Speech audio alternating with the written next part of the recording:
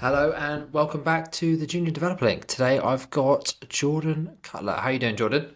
Great, man. Super excited to be here. Um, Obviously let's just dive straight into it. I've been following you on LinkedIn. I think for quite a while, as I'm sure a few people have. You can kind of run us through a little bit of your background, but you're the author of High Growth Engineer. Um, Over 39,000 subscribers, which is pretty wild. And currently working as a senior engineer over at Qualified. And I saw you just become a course instructor over at Maven as well. Yep. So doing sort of like your own courses as well. So yeah, I guess just give me a brief sort of background of yourself and yeah, like how you've ended up where you are. Yeah, absolutely, man. So, I mean, a lot of the stuff that you mentioned, actually, it's really only happened in the last, I think about 9 months now. I started writing the newsletter about 9 months ago. I think it was last March, and since then have had like that amazing growth. I honestly would have never expected it. I've said this multiple times, but like I would have thought maybe I could get lucky with 1,000 subscribers by the end of the year or something like that. And I mean, to get it's actually now over 40,000 in less than 1 year is just insane. And I just kind Wow. of, it all started with like one, like LinkedIn post, kind of sharing what I know, and then just going from there. Like it wasn't like an intentional thing or anything like that. But I'm sure we'll dive more into it. Yeah. A little bit of Yeah. backstory behind that, or I guess before that, is that I interned at Twitter. I worked at a crypto startup.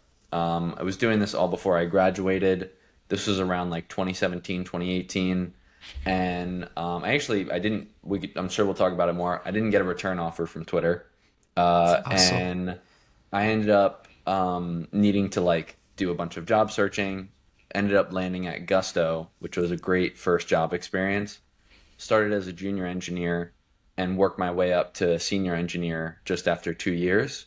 And Wow. stayed at Gusto one more year and then swapped over to Qualified, joined as senior front end engineer. And now I'm sort of leading the design system initiative to develop like a new set of front end architecture and components and all that fun stuff, and doing the content stuff on the side. So, yeah, that's a little bit of the high level journey. Amazing. So yeah, let's talk first of all about the newsletter. So 9 months and 40,000 subscribers. That is just wild. Like, is it something that has just kind of catapulted like recently, or did you kind of see instant like what what happened and how has that happened? Or are you still kind of asking yourself how that's happened? Little bit. Yeah. I mean, I think there is actually like an exponential kind of growth curve happening, which is really great. You see that a lot with like content creation. Is you start off, people are like, I don't know if I should trust this guy. Like, let's see what let's maybe see what he's about. There's a certain small percentage, and then like over time, people start talking, and the more people talking, the word of mouth, it kind of just aggregates and builds on top, and then now it's kind of almost like a little bit of a flywheel effect type of thing going on. So I think like my first 3 months, it took me like 3 months to get like 1,000 subscribers. Then like after that, right, it took like one month to get to 5,000, and then it Wow. took like maybe one more month to get to like 20,000. And then from then it's kind of been about like steady like 10,000, probably like every month and a half, something like that. Um, and yeah, it's just kind of been going until 40. And my goal this year is going to be to get to 100. That's crazy. And it seems like you're in there's kind of this little community where you'll tend to sort of support each other. Like I saw a post you did earlier about sort of like other people to follow, like Gregor is someone that has been on another Yeah. podcast with me. There's a couple of other people in there, like Ryan, that I'm kind of scheduling with. So it's nice to see you all kind of support each other and that kind of stuff. But they're all also quite different in terms of what you focus on and not necessarily completely different target audiences, but all focusing on different things. Like what's yours really like? What's your kind of like person that you're looking to really engage with, and like why would people like benefit from kind of following you?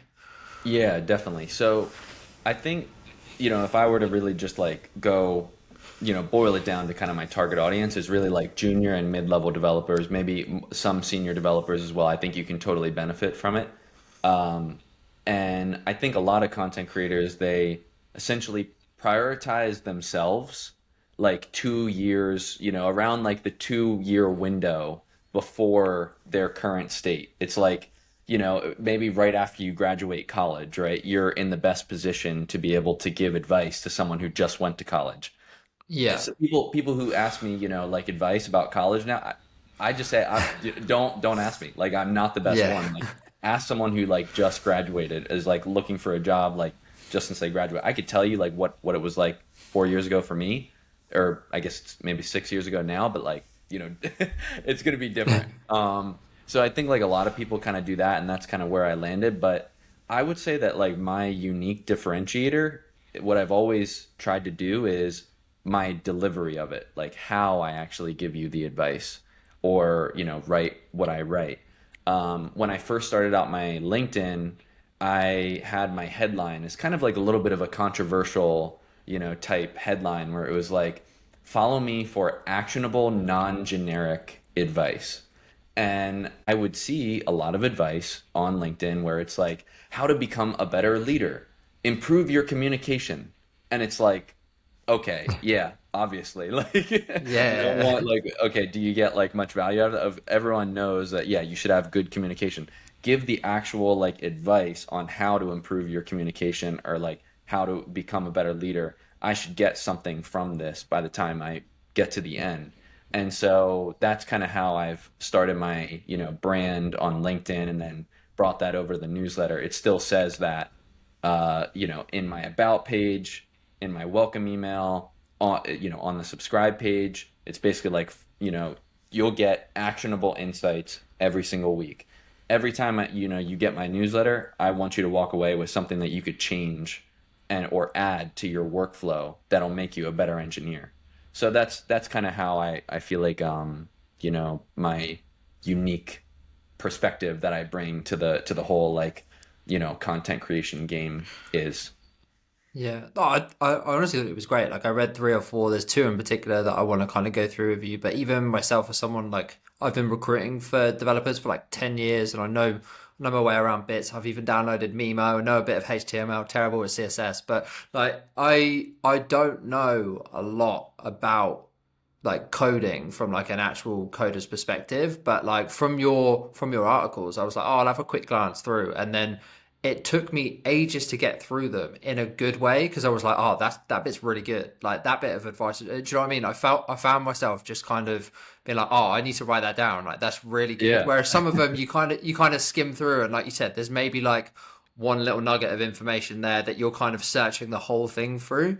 But yours was really easy to understand and felt really relatable as well because you were talking about like the fact that, like you said, you'd done this thing like 2 years ago, but you were also like, word of warning, like Exactly. one thing you mentioned, like I got burnt out like because I was doing Yeah. too much. Maybe like don't do all of this stuff, Yeah, but exactly. I felt like there's a real like story behind it, and it was just really easy to like digest. And like you said, even though it's aimed at like maybe mid to junior, sorry, junior to mid, you've even got like a what if I'm a senior like at the end. So there's kind of something for everyone in there, and it's laid out really well and really easy to digest. So would definitely recommend, and I'll share this in all the comments and stuff. People checking that out, but I let, appreciate let's kind that. of let's kind of dive into a couple of those ones that I think are super relevant for kind of our listeners. So the first one was similar to what you were mentioning before. Is titled "From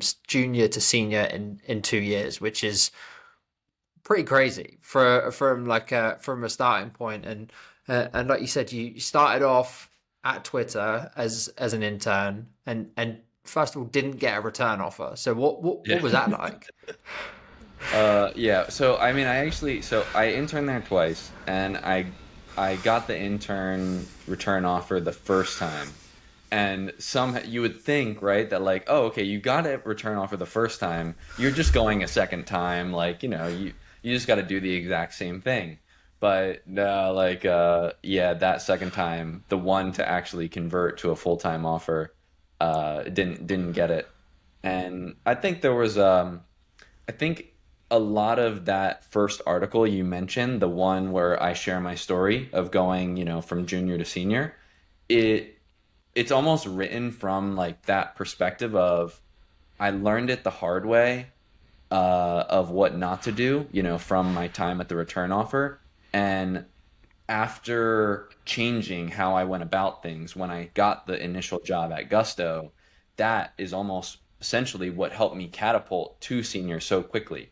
I don't think I would have gotten to senior so quickly if I didn't get the like if I had gotten rejected, by Twitter with that return offer Yeah. and not had those lessons learned. So the main thing that you'll see that kind of ties together those two, pieces is that minimum responsibility piece. You'll see in the article I talk about how, if you're trying to get to the next level, the main thing you first have to make sure you nail down is whatever your minimum responsibilities are at your current level. So, at a junior engineer, mainly that is like getting a handle on the code base, making sure you're integrated well with the team, and just like, liked, well liked in the team, able to participate, in discussions and certain things like that.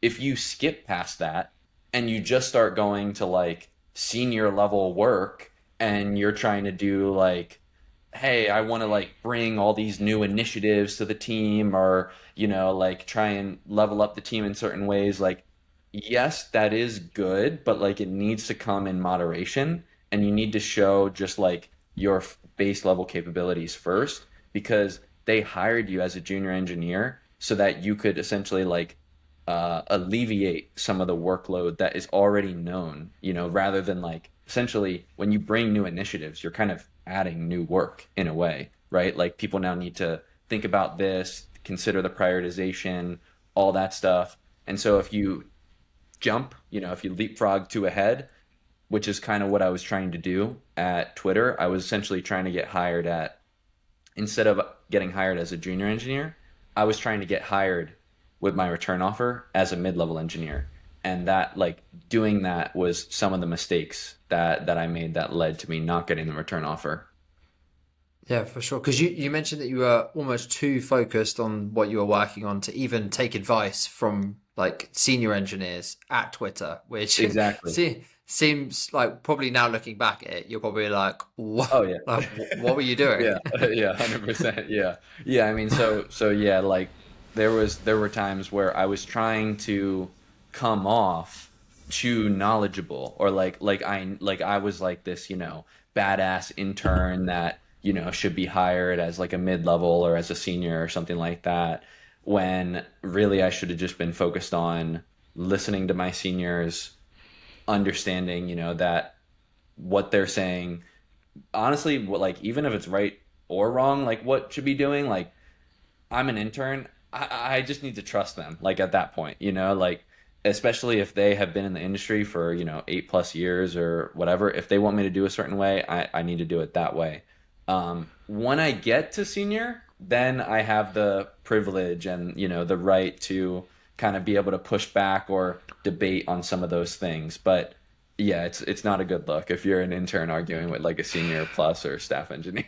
Yeah, for sure. Do you think part of it was because it was Twitter and like that is almost like in the tech world, particularly I guess if you're a junior, haven't worked anywhere or like you're interning, that could almost be like end game for some people, right? Like Mm. being an engineer at a company like Twitter, like you're so close to it that maybe there is like a level of like pressure of like I need to be so good to be able to like work Mm. here. Do you reckon that was part of it, or do you reckon that probably would have happened to you like Mm. wherever you were because you were trying to prove that you, like you said, trying to skip those steps rather than get a job as a Yeah. junior?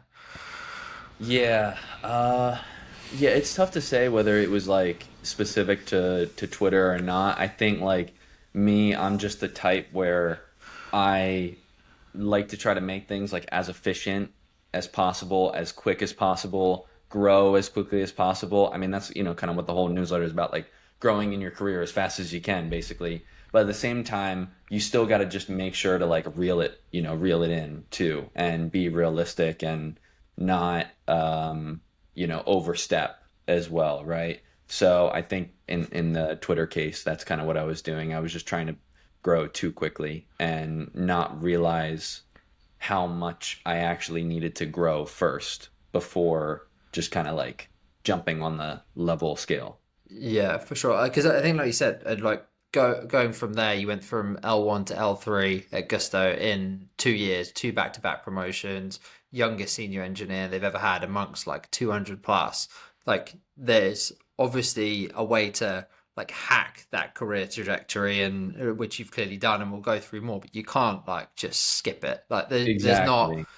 So I think that's the main difference, right? Is that it's a mentality of thing of, yeah, you can do it from junior to senior in 2 years is probably something that people would look at and be like, that's very fast. But and it Yeah. is, and clearly it was a lot of work. You mentioned in there that you almost got burnt out from doing it. But Yep. like, there's specific steps that you need to go through to be able to do that. You can't just be like, right, how do I make that jump without going through those steps? And 2 years Exactly. might be fast for some people. Like, it might be possible to do it shorter by someone that, like, I don't know how, but like, you Yeah. might possibly be able to do it short. But like, 2 to 3 4 years, like, if you go through these things, it seems like a very logical way of doing it. So um Exactly. let's focus on, obviously, you're talking about going from junior all the way to senior. The majority of people that listen to this are kind of entry level junior, so we'll focus on that kind of first year.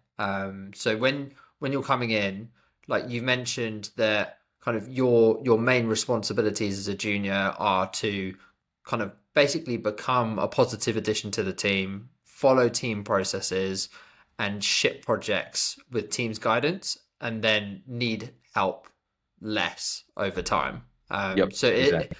that's essentially your whole thing, right? As a junior, that is your job, and I think that's the when you're hired initially, people always say this: you're almost making the team like half a man down, aren't you, as like an entry level engineer? Because you're paired with someone like as a senior, you're essentially making them less productive, and you're not really giving a huge amount back to the team. So it's kind Mm. of becoming Hmm. getting to that point where Getting to like the point of the a positive, yeah, where you're like yeah, positive, finally a positive addition. Yeah.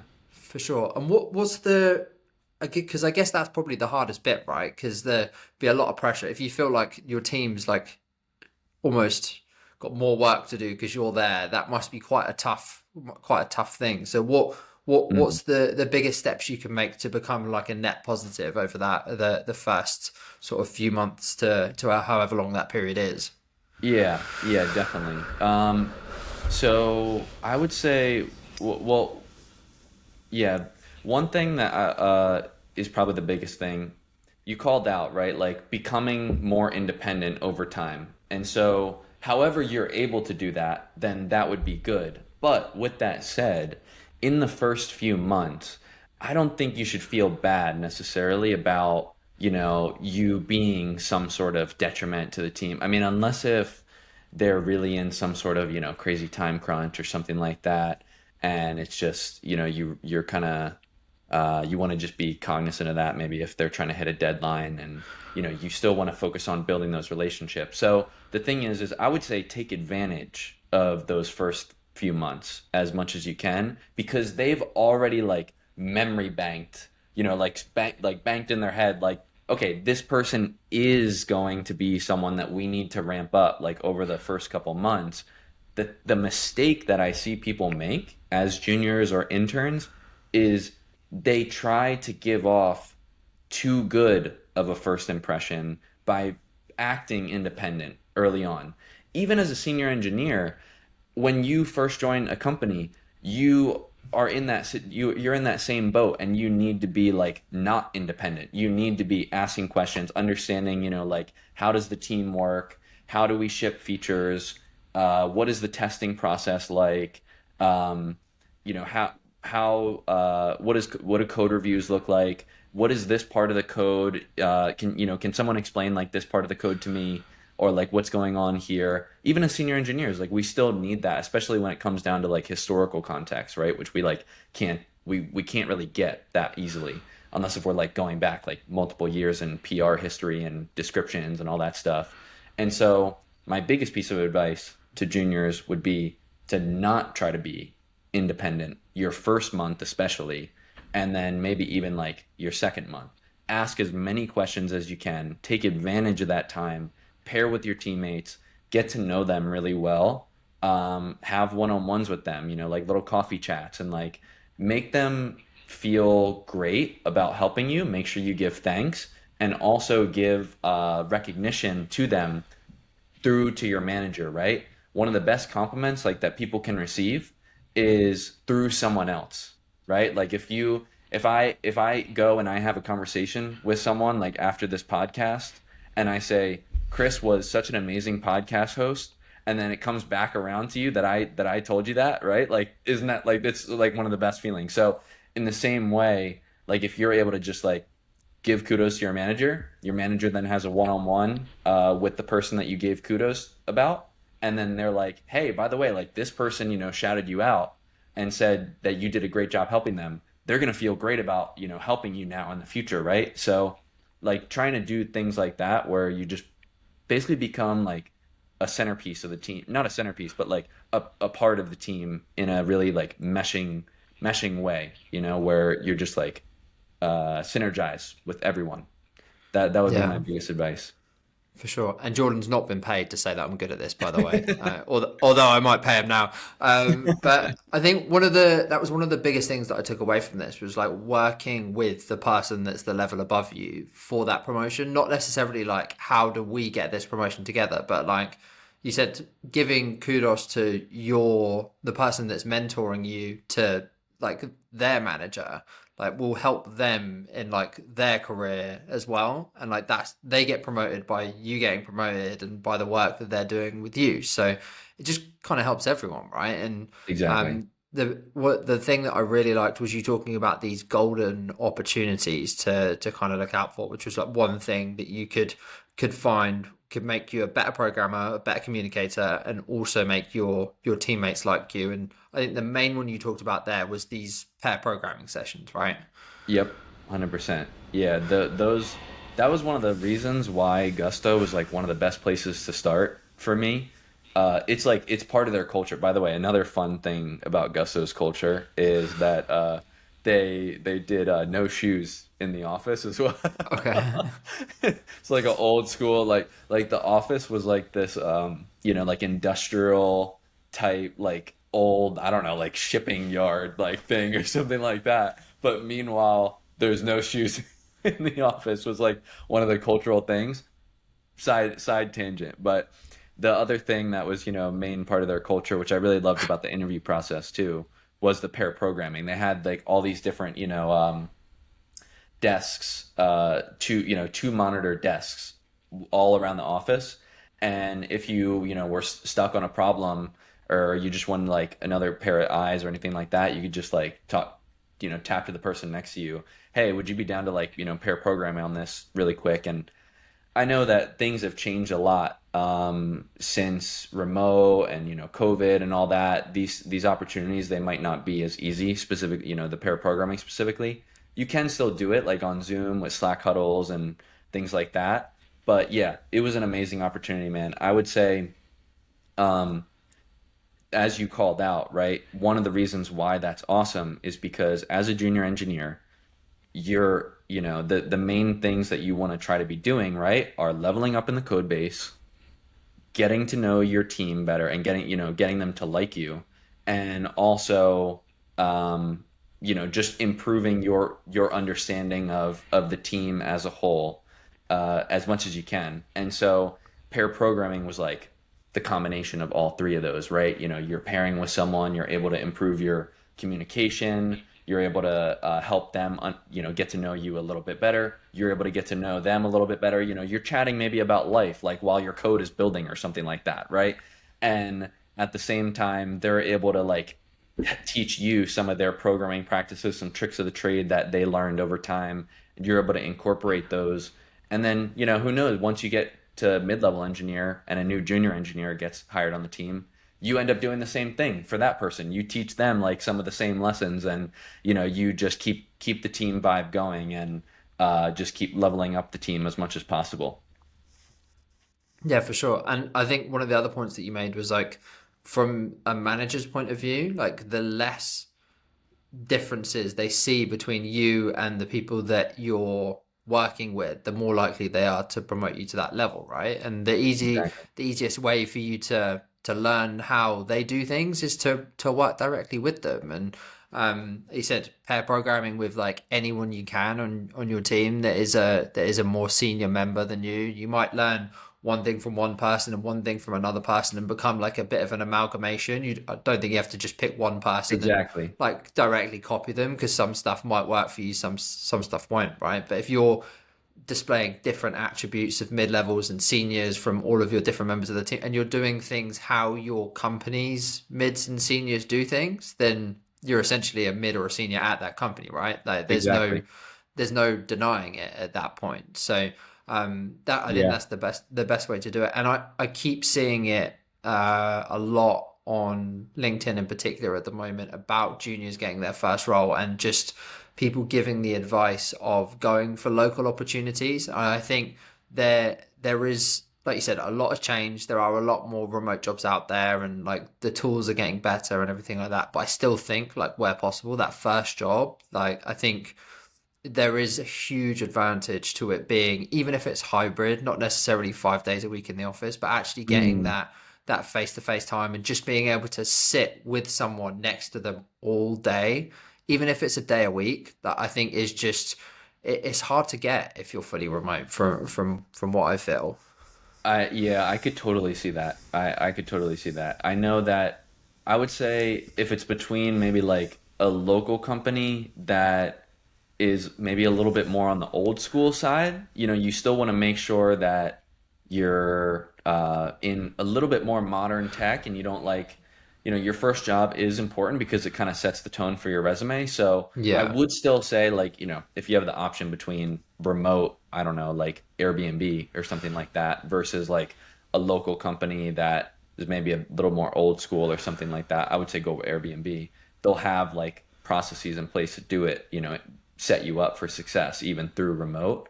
And also Um, probably the tools to be able to do it as well, right? If they're that modern a tech company, like yeah, you'll have the ability to. I know there's some that like people can be like on camera and pair programming it almost like all day, and if they're set up in the right way, right? exactly. Yeah. So yeah, I mean, I'd say it doesn't have to be a must that you work local, but I would say it's a great plus for sure. And for as a tip, actually, because I work fully remote now, I would say, if I were to like start a new job, even as a senior engineer, I would probably do similar to what I did at Gusto when I first started, which was basically book time on people's calendar in my team, and I would set up some like recurring pair programming sessions, and maybe just say like, hey, I'm looking to try to get a good sense of the code base, some of our patterns, things like that. Would you be down to just do a couple pair programming sessions as I ramp up, like something like that? Set it up as like every 2 weeks, maybe on Friday, as like it's like a chill thing, and you kind of get to know the person at the same time as maybe shadow them, or see if there's anything that you could just help them with, or they could help you with. Depends on what both of you are working on, that type of thing. But still, just get together and having that scheduled, and also letting them know ahead of time. That's a huge plus. And then again, do the same thing. Like, give a shout out like to their manager, right? Like, hey, this person, helped me. I just want to say like this person helped me ramp up, and it was a huge help. And then that'll come back to them. It works the same way no matter what level you are, really. But it's a big tip, especially when you're junior. Yeah, for sure. Because I think it's one of those things, right? The ramp up period will be shorter as a senior, but like the nuances between the way that every single company codes are probably quite different. Like, so even as a senior engineer, you go into another company, even like down the hall or like in the same industry as you with on the same tech stack, they're probably going to do some things in a completely different way. And Yep. even as a senior engineer, you need to like first of all, like it might be a few weeks rather than a few months, but you need to figure out how they do things. And Exactly. for you to then be a senior on that team, you need to do things in that way, right? And I think you just have more of a grace period as a junior, Exactly. and there's no, I think it's probably something to be said about like when you're interviewing for a junior role, maybe like asking how long the ramp up period is. Because if they're like, oh yeah, you've got like 3 days, like they might not be the right company for you. But if you're like, oh yeah, for the first sort of 30, 60, 90, like whatever it is, like you'll be doing X, Y, and Z, and they've got a good idea as to what your ramp up period looks like, kind of set your expectations, and then you know, right, so I should be able to get like 5 or 6 pair programming sessions with each of the seniors on the team by the time I get to the end of my 3 months, and you can kind of work back from that to how quickly you need to get your head around things. Yeah. Um, Yeah. couple of And other things. Also, go ahead. you mentioned the 30, 60, 90 days. I just want to make a call out to it too, is that it's a great template for getting aligned with your manager's expectations. You know, when you start a new job, I would plan to use it again as a senior, as a junior, it doesn't matter really. I even saw like at Gusto, there was I think like our VP of engineering, he joined, and he even sent out like, you know, my first 90 days type of thing. Like it's a common thing, you know, like, Yeah, and so one of the first things I recommend doing as you onboard is having a conversation with your manager. First, of course, you know, getting to know them, but also really digging into their expectations and seeing how you can just meet or exceed their expectations as much as possible. And one of the ways that you can do that is if you two do a 30, 60, 90-day plan together.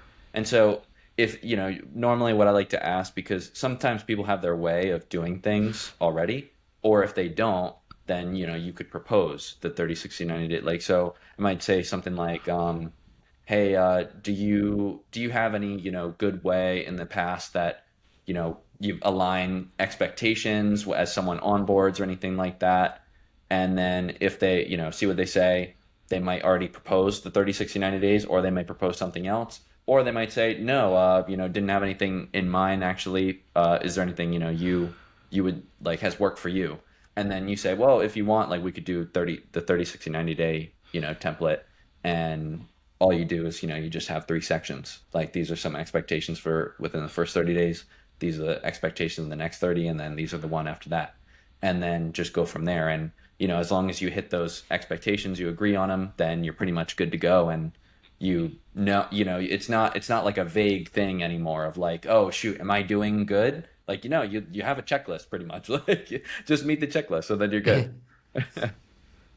yeah, for sure. And I think that's the thing, right? You're not just like you don't just walk into the office one day or like log on and all of a sudden like feel like a senior. Like there's not just one day where you kind of like tip over the scales. There is a genuine like this is what a senior is in our organization. Like you do those things and like we'll promote you because you are a senior. Like Yeah. it's not necessarily like it's not like in a target driven or like revenue driven like role where you're like hit X and we'll promote you. It's just display the traits of a senior like and be competent as a senior within our organization and you become a senior. And one of Yep. the other things that I liked, you mentioned a few things that had made you believe sort of stand out. One of them was identifying opportunities for sort of new processes within the team. And that could be an example of one, right? You get onboarded to a company and there's no 30, 60, 90 days. And you could be like, cool, I'll do it, like propose it back to them, and then that might be something that the company ends up implementing. There's a real easy thing for you to have thought of, adds immediate value to both yourself and the team. And if it Yeah. gets implemented, like first of all, they know who you are, and then it makes your job easier because then you've got your targets and things like that in place for your 30, 60, 90 days. Yeah. Exactly. Yeah. One example of the team processes that I remember was, I think like there wasn't really a good way to share out new learnings or you know, knowledge sharing tech. And so essentially I think I noticed that there was like some knowledge silos on the team. You know, people would constantly go to one person only for certain issue, and then if they're out, it's like, ah, shoot, I don't know, what we're gonna do. It's either like, okay, we're gonna spend like a good amount of time like going digging into this, or we're going to wait until the person comes back. And it's never a great feeling when, that like one, whoever is waiting on that answer needs to wait a week because someone is like out of the office too. Like, what if they leave the company? Okay, well then and you really, like set yourself up for failure. So then, yeah, I ended up, normally as a junior, or really just in general, the best way is first like bring it up with someone individually, like your idea. And so a lot of times it's like with your manager. And so I remember I had a chat with my manager asking, hey, is there something we could add as like, a bi-weekly meeting where we could share like knowledge share, essentially. That led to a process called Mind Meld. It was our, weekly, like it was bi-weekly on Thursday afternoon, and like anybody could sign up. And it also gave me leadership of that as well. So like I was the Oh, person cool. who ran it too, even as a junior engineer, because I mean, if you're the person that is like going to bring up this idea, especially if it's like something you can do, they're going to give you the ownership of it. They're not just going to like pass it on, to someone else. So that gave me like early leadership opportunity. Also is kind of like one of those golden opportunities. Like it also helped me become more connected with the team, right? Because now I'm the person like chatting with them. Hey, do you want to like do a tech talk? Oh, you seem like you know a lot about this topic. Like I would love if you shared about this, like different things like that. And then it still ended up becoming, it was like a long running team process for like I think 2.5 years or something like that. Since since I remember, because I mean at that point I had swapped teams, but it pretty much ran on forever. So yeah, those opportunities are huge wins for sure.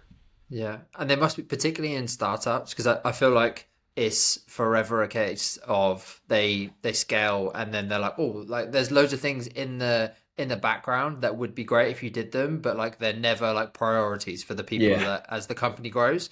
So like as someone new coming in, if you're noticing things that aren't there that would make your life easier, they would probably make everyone's life easier, but they're probably just not priorities, right? And you've got the advantage as a junior in an organization that you have time because Yep. you're not on these important projects yet because you're not a senior, but you've got the time to look at something like you said, like knowledge sharing or like onboarding documents and things like that. And another thing that you mentioned was just you documented like everything that you learned like as Yeah. you were going through that, which I know in some startups like they just don't do because Oh they yeah. just they just they just They'll want to never get they just time. want to get it done. So if you're just looking through stuff and documenting and asking questions like as you go through, you're probably being a massive help. And they're probably not things that they've never thought of. They're probably all things that are on like a list that they need to do, but they're like down the bottom, like Oh that, yeah.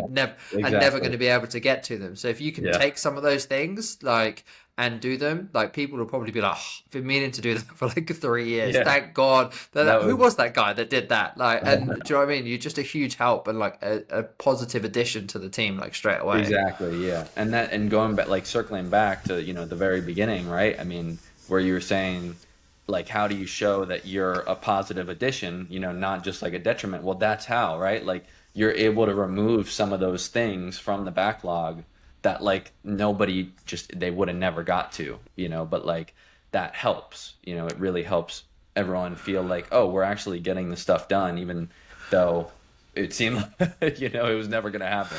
So yeah, definitely. Yeah. And then the other bit from that one, and we'll move on to the other article, was you said this thing about becoming a like go-to person for sort of something. Yeah. So I guess that could be anything from, like you said, running a particular like meeting or like becoming particular expert in like a particular like area. They said you don't necessarily want it to get to the point where if you're on holiday, like the whole company's screwed. But like I guess how did you choose what you became like the go-to person for? Did you see like a lack of someone being a go-to person for something, or was it Mhm. something that you were just like intrinsically interested in and it kind of naturally happened? Yeah, yeah, I can dive into to which areas I did, but I think first, like, I want to explain kind of the reasoning behind it. People are very like how should I say it? Like we're attached almost to kind of like superlatives, right? Like oh, this person is most likely to, become president. This person is most likely to, become a NASA engineer or something like that, right? Like we kind of like to associate certain identities with people. And so if you have certain things that you're kind of known for, right? When it comes to promotion discussions, among your manager and your manager's peers and other managers and things like that, when your name comes up, you want them to have certain things that come to their mind of like, oh, this person is like driving that thing forward for the company, right? They're not just an engineer that just like does stuff, right? Like, um, they're really good at on call. They really help solve a lot of customer issues. They really know our payment system in and out, right? Like they're essential to that part of the company. And yes, sure, like there are other people who know those things, but like people generally go to them for advice on that and they help make that thing run smoothly. So like that's kind of the reason why, and the more things that you have that people can associate to like that, then the better. And maybe even like I talk about like expanding your circle of knowledge in that area. It just makes you, more of an expert is all, deep expertise in that area. So for me, it wasn't really intentional or anything like that. I mean, I got assigned to a couple projects in certain areas that hadn't really been worked on in a really long time. And so naturally, because I was the one who had worked on that thing recently and no one else had really worked on it, I just became like the go-to person, for that piece of the project because there was some like re-architecture in that area.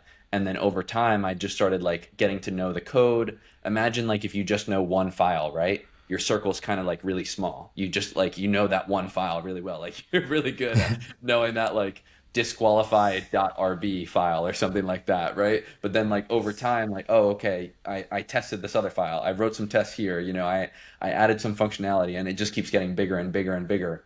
And then like, oh, people ask me questions now. I don't know the answer to the question, but people know to go to me, but I can figure out the answer to that. So like again, your circle expands, right? Because now you start like answering all these questions.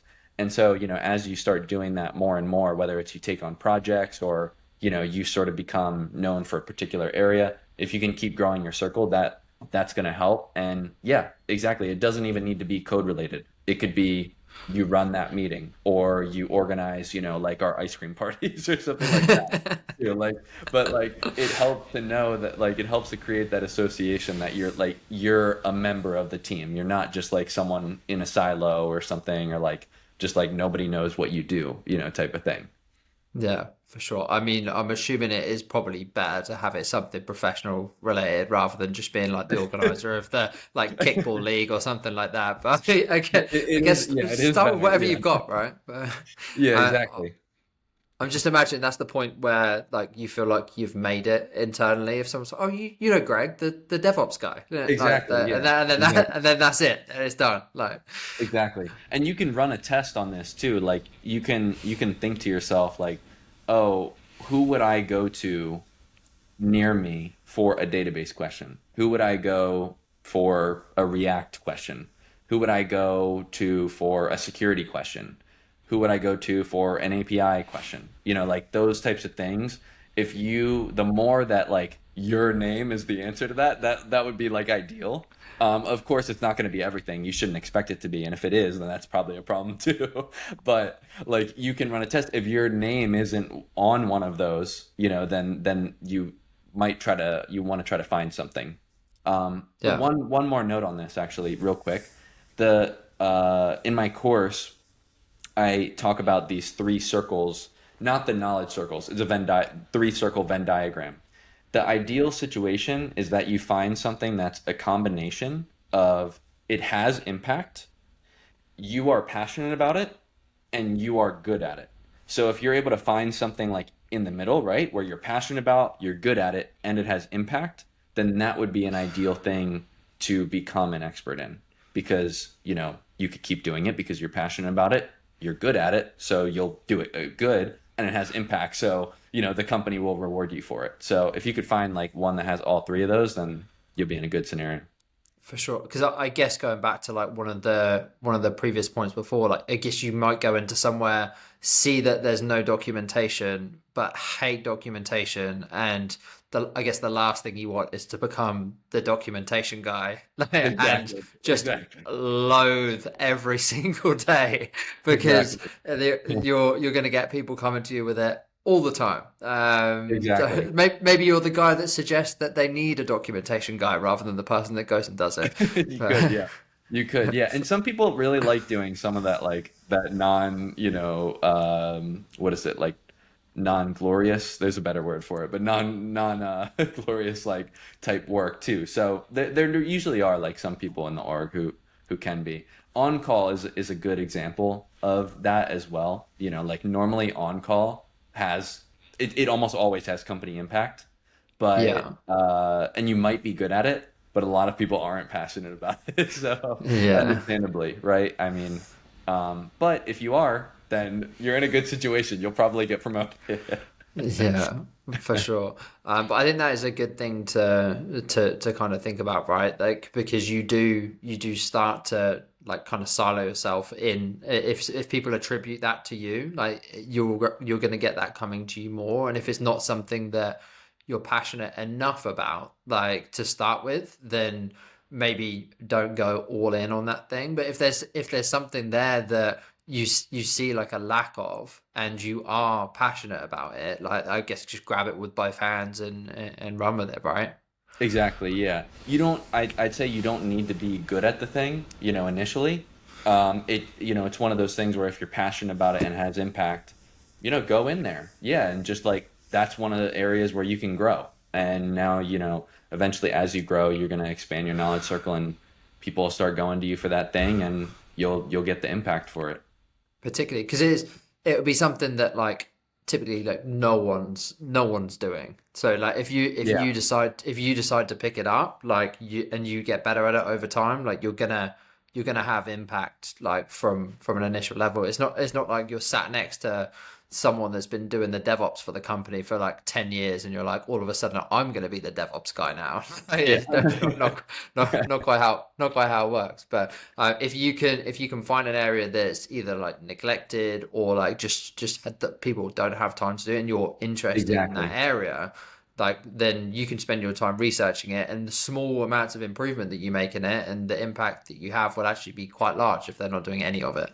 Yeah, exactly. And I mean, and one last thing too, I'll add is like, it doesn't, while it can be good if no one is in that area, that 10-year DevOps expert might have a mound of work that like, he can't get to. He would love to be able to like ramp someone else up on, also get points for mentoring, with his manager, and so that can also be like one of the best growth opportunities too. If you can, if you have some extra time or you want to chat with your manager about getting more involved in a particular area, you can ask like, "Hey, can I be mentored, by this person and help, take some work off their plate?"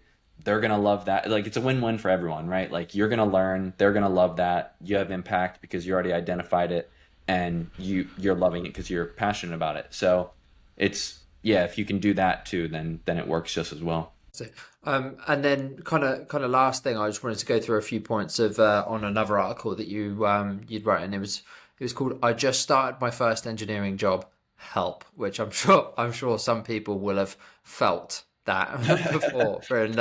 And you talk in there about basically this theory of taking action to beat imposter syndrome, which I really liked. And I did read. I've actually had Richard Donovan on this same pod Ah, before. I love Richard. He's great, and read through that article, and I'll share that separately as well because that was really really insightful about some of the deeper ways that you can beat imposter syndrome if you're actually having it. But I really liked this, and you kind of broke it down into three areas of relationships, code, and mentality.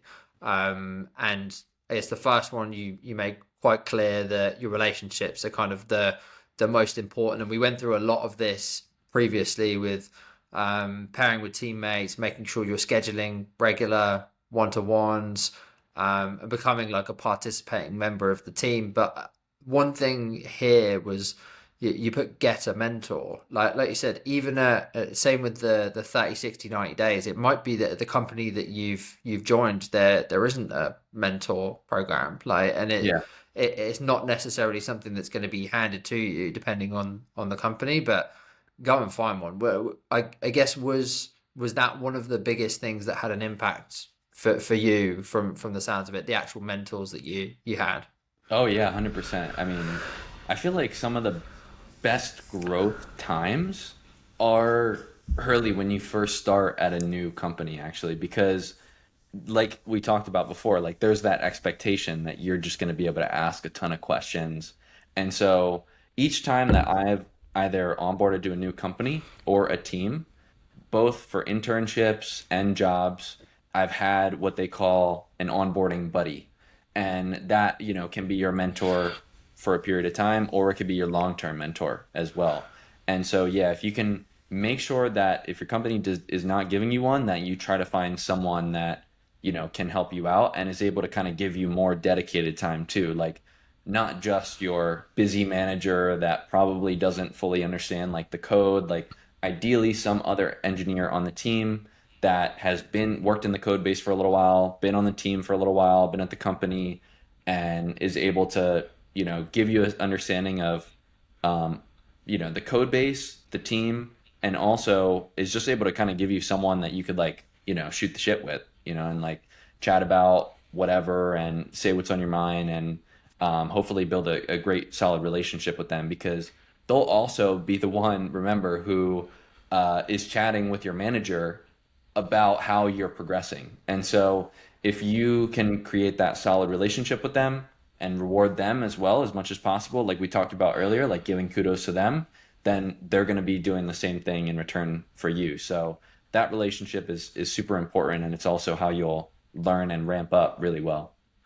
Yeah, and I think similar to like obviously hopefully you'll walk in somewhere and they'll have this mentorship program like all set and you're giving you 30, 60, 90 and all that kind of stuff. But similar to like we said, if there's no 30, 60, 90, like if there's no mentorship program, like maybe you could be the person to like lead that, and that wouldn't take a Yeah. huge amount of work because they like everyone wants a mentorship program. Like seniors are going to want people to mentor so that they can become leads and managers and all that kind of stuff. And it might be that as a junior, all you have to do is go, everyone that starts, like, here's my proposal. Everyone that starts is paired with someone. They have like two meetings during their first week, and then they have a recurring meeting every Friday. And then this is how we do, and this is where we put feedback and all that kind of stuff. And that might Yeah. take you a day to put forward a proposal for like an Yeah. official mentorship program. And then like great, like that now that company has one, like, and Yeah.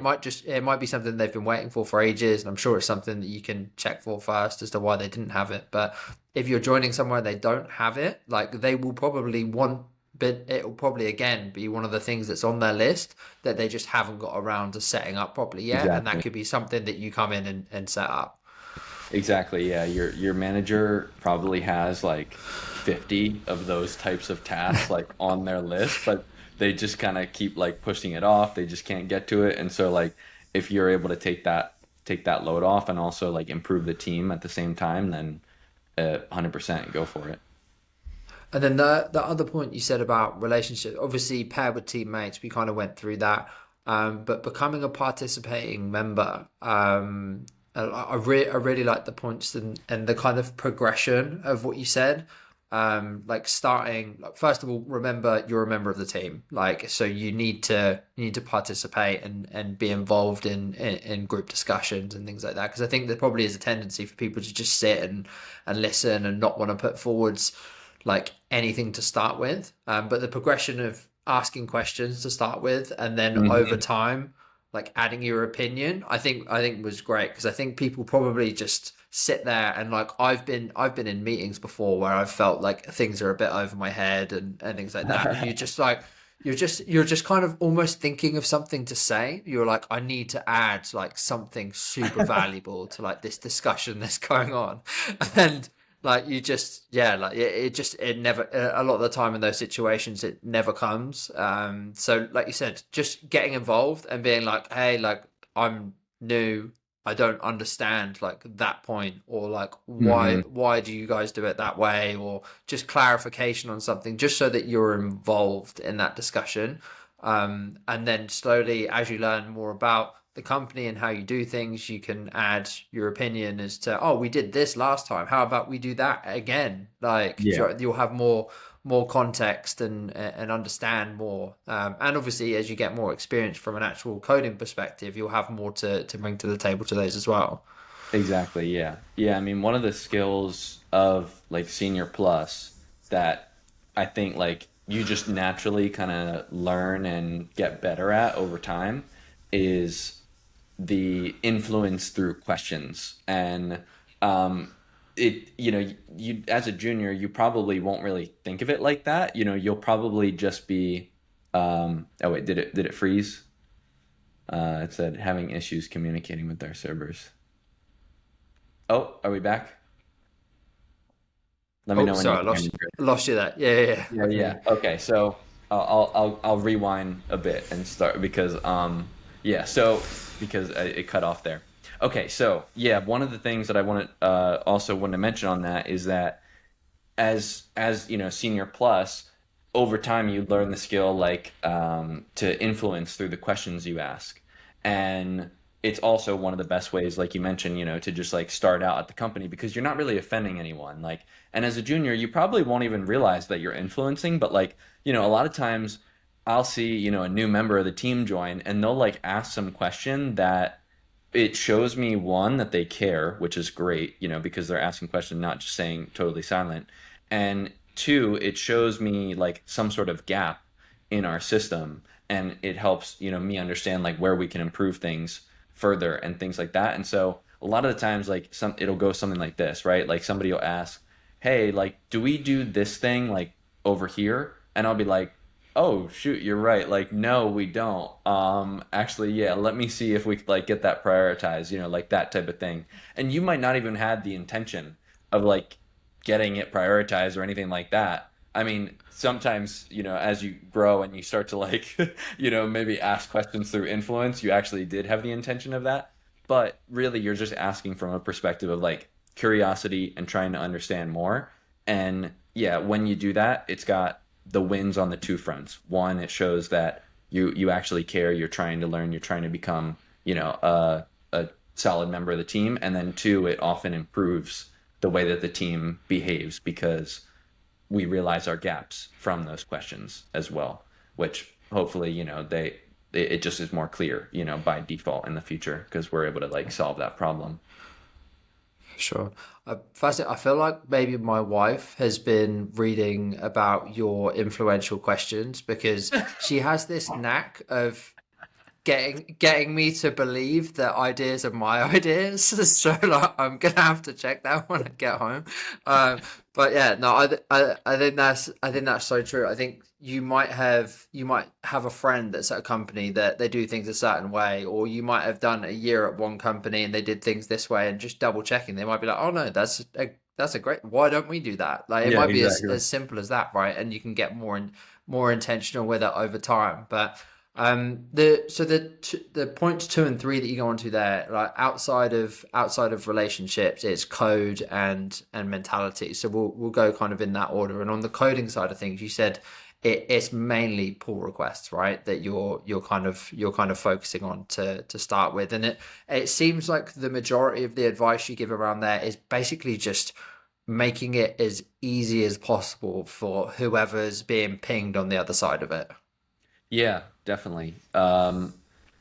Yeah, the main thing that I would say has improved my what I'm gonna call like how do we even call it, like approval hit rate. It's like first time like you put up the PR. It's like the magic moment where like you put up a PR or pull request, for short, and somebody just like approves it. Maybe they have like one comment that's like a nit or something like that. Like that's amazing. A lot of times though, just to be fair, it won't happen when you started a new company. Like if you started a new company, a lot of times end up with like 20 to 50 comments, and it goes down over time just because like they have their own way of doing things, and that's totally understandable. But I will say that there are certain things, yeah, that help. One of the big things is, you've probably heard this advice plenty of times, but just, go smaller pull requests. But the one thing that I don't see that much out there, which honestly more people need to do, their own PRs. So essentially, like any sort of line of code that could use a little bit more explanation than, what is like just the thing being changed. I normally like attach a little like a note, on there and say like, oh, this is why I changed this or something like that. Like I decided to do it this way because, and I won't say, don't do it on every line, but do it in places where it seems like, oh, this could have been like a decision that could have gone one way or the other. And you're giving your reasoning because, it's almost like, you ever watch Eminem 8 Mile? And like Yeah. you like calling out all the things before the other person can do it. Like so you're kind of like preemptively, like calling out things instead of it happening like, oh, why did you decide to do this way, and like forcing the person, like write the comment, all that stuff. You're kind of doing pre-work. You're showing that you thought it through. You're not just like willy-nilly, like changing things and all that. And the other thing that I like to do too is, if it's like a visual change, is add a screenshot that shows like what that thing actually looks like in the app when it changed. Because a lot of the time, like I'm, as a front end developer myself, I'm pretty scared to approve anything that's like a visual change.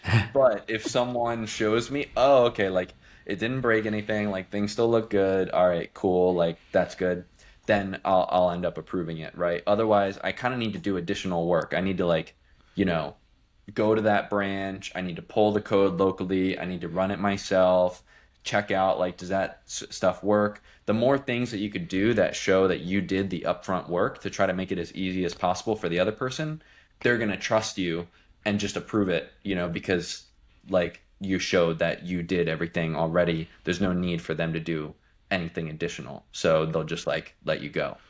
So yeah, that stuff, it helps a lot. And if you're able to get those PRs merged quickly and start shipping code ASAP, then that's going to look great, to your manager, because you're already in week 2, week 3, something like that, and you're cranking out, PRs like you mentioned, before, like other people on the team. You're already another person on the team, essentially doing the same level of work.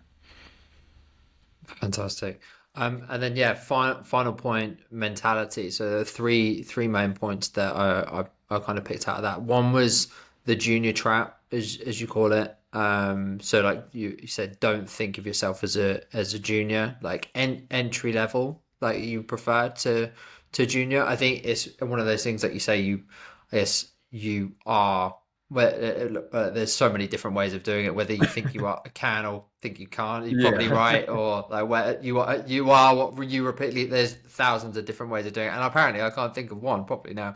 But I It's all think good. I think, like you said, if you think of yourself as a junior, like you will seek more help and you'd be more hesitant to do things and everything like that. And whilst you can't just all of a sudden be like, right, I'm a senior now. Like I think you need to think of yourself as entry level, like you said, and someone that is like growing and wants to learn more rather than just being like, I'm a junior, they're a senior, and that's the hierarchy. You're just sort of like I'm behind that person. How do I kind of like close that gap? Like I think is Exactly. a better way of thinking about it. Yeah. Yeah, I totally agree. Yeah, the with the junior mindset, I would say, the biggest thing is just holding yourself back. I mean, limiting beliefs are one of those things that can really like be the difference, between you just going like and reaching, crazy limits versus you just like on the slow track. I mean, and I have them. We all have them, right? Like I think to myself as a side creator that, oh, like there's no way that I'm gonna make $1 million this year. I set a goal of like $100,000, and I mean I'm trying to be reasonable, but like at the same time I could set it to like 1 million, but like it feels super uncomfortable to do that, right? Like, because it's like, oh no, Yeah. like there's no way like I'm gonna hit that, right? But maybe if I did that, like instead of making 100,000, I would make, I don't know, like 200,000, right? So I'd say Yeah. like with that, if you can recognize like any of those thoughts of like limiting beliefs and just realize that like you have, like they hired you in because they believe that you'll succeed, and you really just, the thing that you can control is the passion and your mindset, how much you're willing to grow and how much you accept that there is to grow. And if you do that, then, and seek out the right opportunities, talk to the right people, and understand how you can grow, then just follow up on that, and you'll be perfectly fine. For sure. I think it's one of those things like if you can't say what your goals are out loud to like anyone, they're probably a little crazy. But like if they should be kind of on the edge of like some Yeah. people think you can do them, a lot of people think that you can't. Like just to make sure you're Uh-huh. in that Yeah. balance of being realistic but like stretching yourself. Like I think Exactly. if you're if you think you're completely insane, like then yeah, I think you're going to struggle, but like stretching yourself for sure, I think is important, and off the back of that, your second point, optimizing for growth. So making sure that you are taking things that are outside of your comfort zone. And you kind of said if you're not growing, then ask for different tasks or come up with ideas and propose and shadow teammates and all that kind of stuff because there probably can be like there will be organizations where some of the stuff that are given to juniors or some of the stuff that comes to you naturally in the organization that you're in will be easier and things that other people don't want to deal with, and you could sit there for 6 9 12 months and just continue to do like the same thing again and again, and you'll be useful to people, but it's not going to benefit you really in the long run. Exactly. Like apart from longevity on your CV, like it's not going to do anything for you. Once you've got used to doing that thing, you're then there, and nothing else is really going to change. Like Yep. you have to be doing different things and more complex things, but you have to also, if you're not saying that you're not necessarily even unhappy, but like if you're not saying that you can do more, maybe they think that you're happy with the work that you're Exactly. getting and they'll just continue to send it your way, right? Yep. Yeah, I totally agree. Yeah, that's a great For sure. call. And then the last one that you had, and like just ask questions. I think we've gone through this quite a lot, and you said particularly the first few weeks on the job, like make sure you're asking as many questions as possible. That's really your chance to, and it doesn't go away though, but you need to. It's the right balance between spending enough time researching yourself and then asking the question and then going away and trying, rather than either being someone that asks absolutely everything without trying themselves, or Oh someone yeah. that's just like will go away and bang their head against a brick wall for like 2 weeks trying to do it and then come back. Is that right thing? And I think, like you said there, and you referenced someone else, I can't remember who it was that had posted about this, but spending sort of 20 to 45 minutes Yeah. trying to do It it, might have been Ryan then Murphy. Yeah. going and asking the question. uh, yeah, I think that was right. But like just trying, and then afterwards, like as a final thing, trying to work out if there was a way that you could have found that answer on your own. Like I think that's a really good loop. So spending the time first to see if you can figure it out, asking the question, and then being like, if you were in this position, how would you have figured this out? Like, Yeah. is there a resource I could have gone to? Is there someone else I could have gone Exactly. to be able to do that and kind of close that loop, to be able to improve, and like you saying you kind of attributed it to learning how to fish rather than just asking for a fish, which I think is Exactly. I think is a great way of thinking about it. And it just means that next time, like you'll know if that same thing comes up, you'll know how to do it, and you won't be that person that asks Yeah. again, like for when they've already been through that with you. Yeah, 100%. And I'll say like to give like the other side of it now that I'm on like the senior side, and I, like speak with managers about how, as people like ramp up, how they're doing. That is one of the main things that we look for, right? Is if they ask a question, you help them with that question, and they are able to then like reuse that knowledge to solve it for other similar scenarios. If they aren't able to do that consistently, then it often leads to, a situation where they're in that permanent state of not, providing the additional value to the team as, you would hope, which means that, over time they probably will end up, being forced to, leave or something like that, right? Where if you're able to learn from those situations, then over time you're constantly growing your knowledge area of how to solve these different situations. You then use that to solve new problems, and then you help teach, people that were in your shoes, like a little bit ago as well. And that brings you to the scenario where you're constantly adding value to the team, and you allow the seniors who originally taught you to essentially like create leverage, right? Because now they're able to spread their knowledge. Those people that they spread the knowledge to are able to learn from it and just essentially compound that, and flow it into all the aspects like of the team and all the projects that are being worked on. So yeah, it's one of the main things where I think you really have to make sure you're not just asking questions, getting the answer, and then moving on. You really got to make sure you understand how they got to that and why, you do it that way. For sure. Well, yeah, like we've run a little bit long, but like that was brilliant, Jordan. I really appreciate your time. It obviously I'll direct people towards the High Growth Engineer. Please do check it out, and I'll add a link to the pod to look at some of his articles. But I guess if anyone's got any follow up questions or want to follow you in general, is LinkedIn the best place for you? Yeah, yeah, LinkedIn or the newsletter, I think, are my two main places. All right, fantastic. Well, thanks so much, Jordan. Really appreciate it. And to anyone listening, thank you as well. Thanks, Chris.